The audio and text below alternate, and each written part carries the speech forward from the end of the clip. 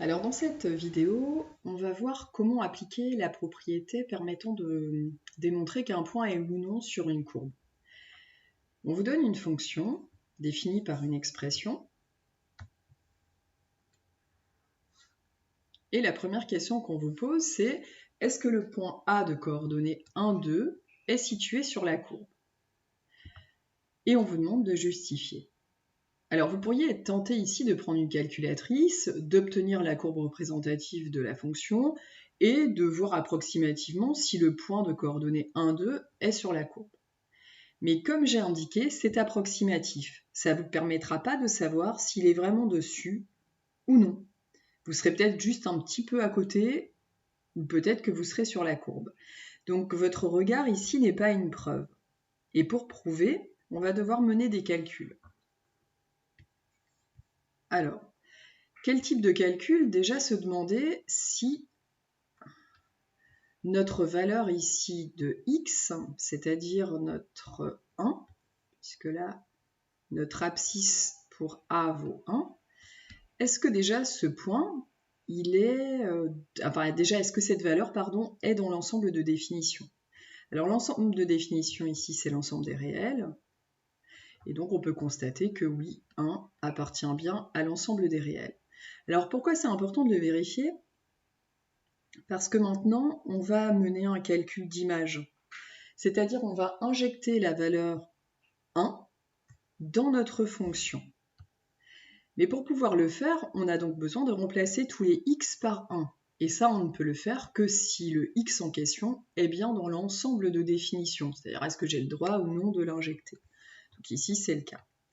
Alors, je vais remplacer donc x par 1 pour calculer l'image.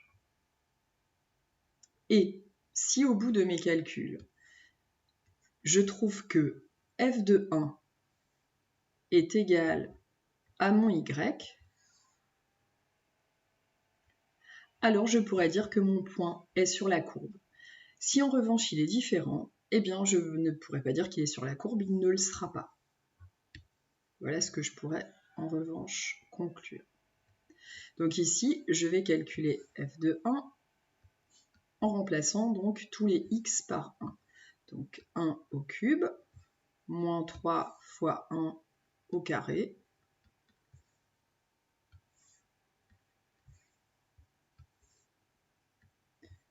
plus 1, moins 1. Alors, priorité aux puissances, 1 au cube, 1 fois 1 fois 1, ça fait 1. Moins 3 fois 1 au carré, c'est moins 3 multiplié à 1. Et ça fait moins 3. Et plus 1 moins 1, ça fait 0. 1 moins 3, moins 2. Et c'est différent de l'ordonnée de mon point. Donc c'est différent ici de YA. Conclusion, mon point A n'est pas sur la courbe. Deuxième question, un point B cette fois-ci que l'on doit tester, qui est le point de coordonnées 3, 2. Donc je reprends la même méthode, je remplace x par 3, je vérifie que ce nombre est bien dans l'ensemble de définition, et je vais aller calculer l'image de ce nombre par f. Donc je remplace tous les x par 3, ça donne 3 au cube, moins 3 fois 3 au carré, plus 3, moins 1. 3 au cube, 3 multiplié à 3 fait 27. 3 au carré, 3 fois 3, 9. Que multiplie 3, 27 également. Plus 3, moins 1. 27 moins 27 fera 0. 3 moins 1 va faire 2. Et là, je constate que ça correspond bien à l'ordonnée de mon point. c'est-à-dire que c'est bien y de B. Puisque l'ordonnée de mon point correspond à cette image, alors je vais pouvoir en conclure que B appartient à CF. Troisième question un peu différente. Cette fois-ci, vous ne connaissez pas les coordonnées du point. Ce que vous savez, c'est que ce point a pour abscisse 2. Vous savez que son abscisse vaut 2. Et vous voulez qu'il soit sur la courbe. Donc si vous voulez qu'il soit sur la courbe, ça veut dire que vous n'avez pas le choix.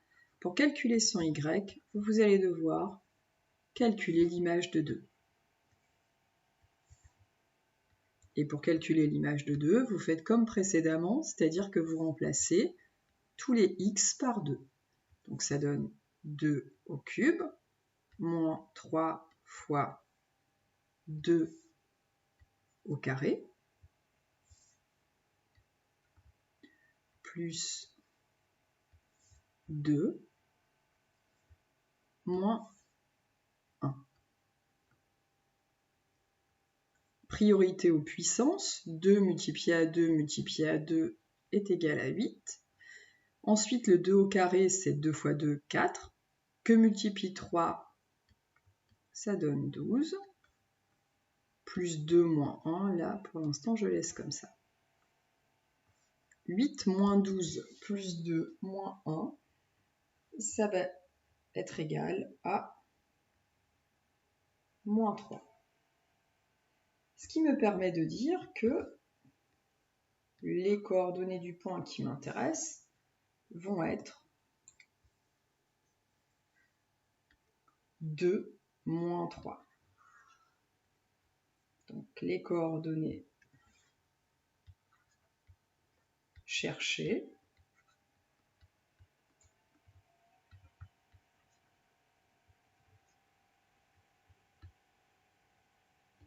sont 2, moins 3. Là, vous êtes sûr en prenant cela que vous avez bien un point de la courbe représentative de f. Et j'en ai terminé. Merci pour l'écoute.